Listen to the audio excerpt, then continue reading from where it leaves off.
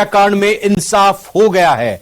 Police inspector और constable के हत्याकांड में कोर्ट का बड़ा फैसला आया है। कोर्ट ने 7 बदमाशों को आजीवन कारावास की सजा सुनाई है। मुकेश कानूनगो और रामप्रकाश झुरिया की हत्या हुई थी 5 साल पहले 2018 साल में। इनकी गोली मारकर बदमाशों की तरफ से हत्या कर दी गई थी। सीकर से इस बड़ी खबर के बारे में और भी आपको जानकारी दें। पुलिस इंस्पेक्टर मुकेश कानूनगो और कांस्टेबल रामप्रकाश झुरिया हत्याकांड में कोर्ट का यह बड़ा फैसला आया है, जिसमें 7 बदमाशों को कोर्ट ने आजीवन कारावास की सजा सुनाई है और 5 साल पहले गोली मारकर हत्या की गई थी। पुलिस इंस्पेक्टर मुकेश कानूनगो और कांस्टेबल की बदमाश अजय चौधरी, जगदीप उर्फ धनखड़, ओम प्रकाश उर्फ ओपी, दिनेश उर्फ लारा, अनुज उर्फ छोटा पांड्या, राजपाल और आमिर को सजा का ऐलान हुआ है और यह सजा उनको सुना दी गई है। संदीप हुड्डा हमारे सीकर संवाददाता, जिन्होंने सबसे पहले इस खबर को ब्रेक किया, पल पल की पूरी आपको जानकारी दी, इस वक्त हमारे साथ लाइव जुड़ चुके हैं। संदीप, जैसा आपने बताया कि जब यह सजा का ऐलान हुआ उसके बाद एक मौन जुलूस निकालते हुए सभी पुलिसकर्मियों ने शहीद हुए इन पुलिसकर्मियों की याद में एक मौन जुलूस निकाला।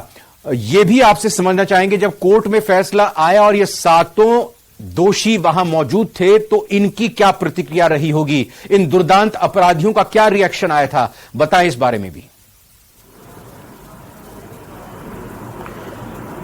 बिल्कुल, देखिए, निश्चित रूप से सीकर जिले की नहीं पूरे राजस्थान की पुलिस इस जो फैसला था इसकी इंतजार कर रही थी कि कब इस मामले में फैसला आएगा और जो उनके 2 साथी शहीद हुए थे उनको सच्ची श्रद्धांजलि मिलेगी। तो निश्चित रूप से इस फैसले का इंतजार किया जा रहा था और जैसे ही ये फैसला कोर्ट ने सुनाया उसके बाद में वहां पर मौजूद जितने भी जो पुलिस के अधिकारी थे, पुलिस के कांस्टेबल थे, वो सब एक मौन जुलूस के रूप में वहां से फतेहपुर कोतवाली तक पहुंचे और अपने सच्चे जो साथी थे उनको श्रद्धांजलि दी।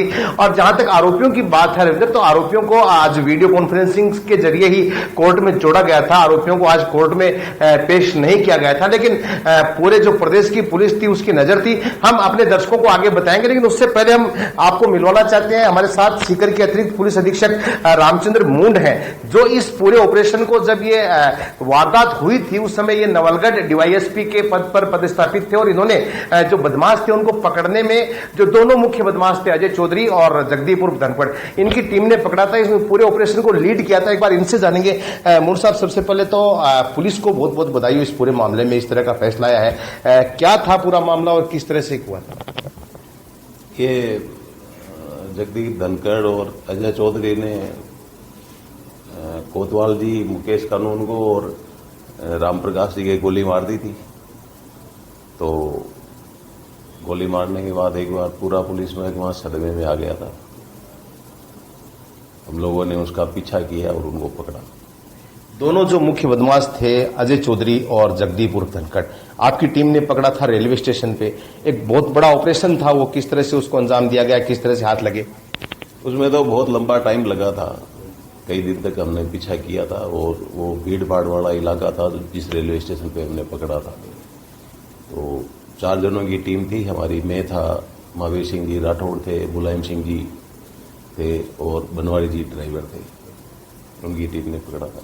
रेलवे स्टेशन पे बहुत ज्यादा भीड़ थी, जिस तरह से पहले भी हमें जानकारी मिली, और इस तरह से मार करके फरार हुए थे। उसके बाद भी 4 लोगों ने इनको दबोचने में सफलता हासिल की। किस तरह से ये सफल हो पाया? बस हमारी इच्छा थी कि लेकर के आना है। हमारे आईजी साहब ने कहा कि वापस खाली हाथ मत लौटना। वीके सिंह साहब ने कहा था तो उनका बिल्कुल साहब लेकर के आएंगे, तो लेकर के आए थे। इनके जब ये घटना हुई तो खेतों में भी बहुत दिनों तक इनका पीछा किया गया था, बदमाशों को जगह जगह छानबीन की गई और उसके बाद पता चला कि मुंबई स्टेशन तक ये पहुंच गए हैं। आप पूरे ऑपरेशन में शामिल थे, थोड़ा डिटेल से बताइए ना सर कि किस तरह से यहां से लेकर के वहां तक का पहुंचने का सफर रहा और उनको पकड़ा गया। इस घटना के बाद जितने भी पुलिस ऑफिसर थे वो घटनास्थल पर ही बैठ गए और घटनास्थल से ही हमने ऑपरेशन की शुरुआत की। और जो जिस दिशा में गया हमने 2-3 दिन तक पैदल रेगियां की, उनकी पैदल उनका पीछा किया और आगे जैसे जैसे क्ल्यू मिलते गए आगे बढ़ते गए। उसके बाद मुंबई तक पहुंचे। मुंबई तक पहुंचे, वो तो बहुत एक सीक्रेट सफर था। तो लेकिन संदीप, मैं चाहूंगा एक मेरा सवाल भी आप पुलिस अधिकारी से लीजिएगा कि आज का जो कोर्ट का फैसला आया है ये किस तरह से बदमाशों के मन में खौफ पैदा करेगा कि कानून से बड़ा कोई भी नहीं है, कोई चाहे कितना भी खूंखार और बड़ा शातिर अपराधी क्यों ना हो। बिल्कुल, निश्चित रूप से मुर साहब, हमारा एक सवाल है कि आज का जो कोर्ट का फैसला आया है उसमें बदमाशों के खिलाफ ये एक बहुत बड़ा फैसला माना जा सकता है कि कितना भी कोई शातिर बदमाश क्यों ना हो, कानून के शिकंजे से नहीं बच सकता। क्या कहना चाहोगे आप? बिल्कुल, कानून के शिकंजे से आज तक कोई नहीं बचा है और पुलिस ने यदि चाहा है और सही इन्वेस्टिगेशन हुई है तो उसमें फैसला सही हुआ है और इसमें उम्मीद थी कि बिल्कुल न्याय मिलेगा और सही फैसला आएगा और वो सही फैसला आया है। पुलिस ने गवाहों को टाइम पे कोर्ट में पेश किया, सारी चीजें दी। नहीं, अमूमन हम देखते हैं कि धमकाया जाता है बाकायदा उसको। आप एज एडिशनल एसपी भी इस मामले को मॉनिटरिंग कर रहे थे। कितना जो पुलिस का जो मेहनत थी जिसकी वजह से ये आज जितना जल्दी इसमें फैसला आया? देखो, ये सारा जो ऑपरेशन था वो हमारे आईजी साहब वीके सिंह साहब के नेतृत्व में हुआ था और उनके सुपरविजन में ये इन्वेस्टिगेशन हुई थी। हालांकि इन्वेस्टिगेटिंग ऑफिसर थे वो एक एडिशनल एसपी रैंक के ऑफिसर थे, लेकिन पूरा सुपरविजन उन्होंने किया।